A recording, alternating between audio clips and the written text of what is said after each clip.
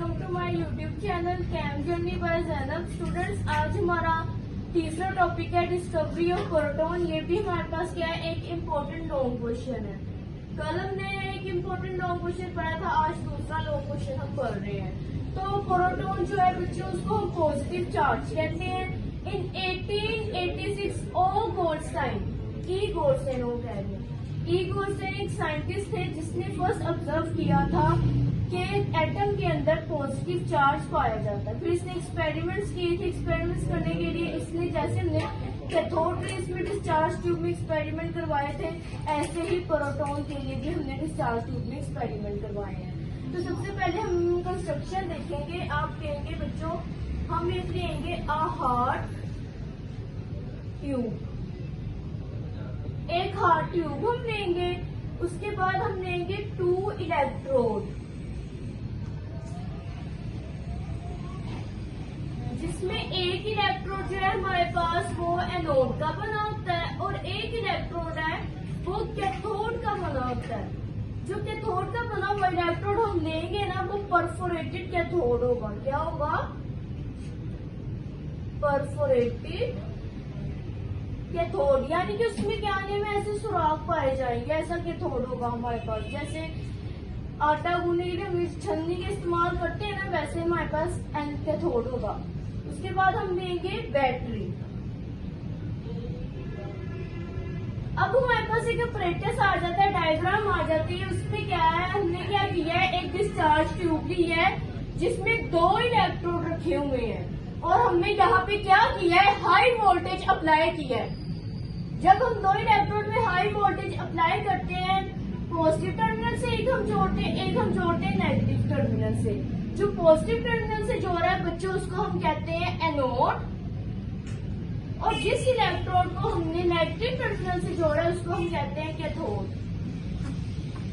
इसकी भी working same है। सबसे पहले आप कहेंगे कि आपने क्या में when you apply high voltage, आपने हाई वोल्टेज अप्लाई किया, then some rays pass from cathode to anode, वो तो हमारे पास कैथोड रेज था। इसमें आप कहोगे a series of experiment with the discharge tube having a perforated cathode, कि आपने क्या किया है, इस दफा सीरीज ऑफ एक्सपेरिमेंट में जो कैथोड दिया है वो परफोरेटेड भी है।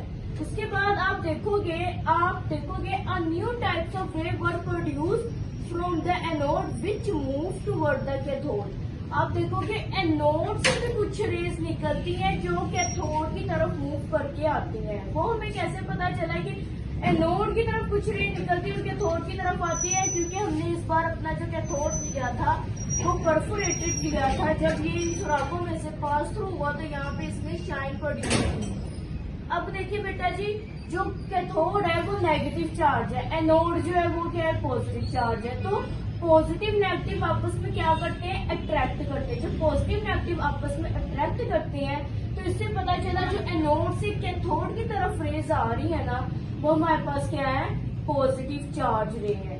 बेटा ये एनोड की तरफ से आ रही है तो इसलिए हम इसको एनोड रेज भी नाम दे देते हैं। हम इसको क्या कह देते हैं, एनोड रेज, या इसका बेटा दूसरा नाम है कैनाल रेज। काफी बार पेपर वाले आपको ज्ञानी में कंफ्यूज करने के लिए वो डिस्कवरी ऑफ प्रोटॉन ही लिखते हैं, वो कहते हैं एनोड रेज को एक्सप्लेन करेंगे, कैनाल रेज को।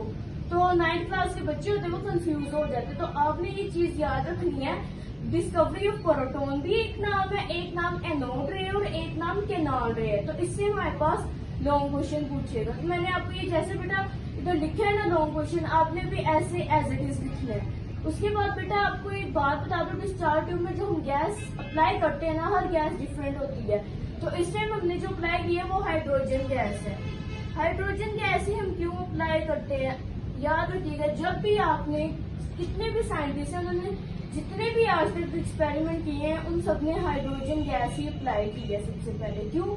हाइड्रोजन जो है पीरियोडिक टेबल में फर्स्ट एलिमेंट है और क्या में एटॉमिक नंबर 1 होता है, तो इसके बारे में स्टडी करना थोड़ा आसान होता है। तो इसी वजह से सबसे पहले हम हाइड्रोजन को ही लेते हैं। उसके बाद बेटा हमारे पास 1913 में रदरफोर्ड आया था। तो रदरफोर्ड ने क्या नेम है, न्यूक्लियस के बारे में हमें बताया था। ये जो हम अपने कल लेक्चर में भी पढ़ेंगे हम न्यूट्रॉन को भी डिस्कवर करेंगे और न्यूक्लियस के बारे में भी पढ़ेंगे। तो अच्छा बच्चों, आपको ये पूरे हो लेक्चर में किसी चीज की ना समझ लगे कमेंट सेक्शन में पूछ लीजिएगा। ओके बेटा जी, अल्लाह हाफिज, अपनी दुआ में याद रखें।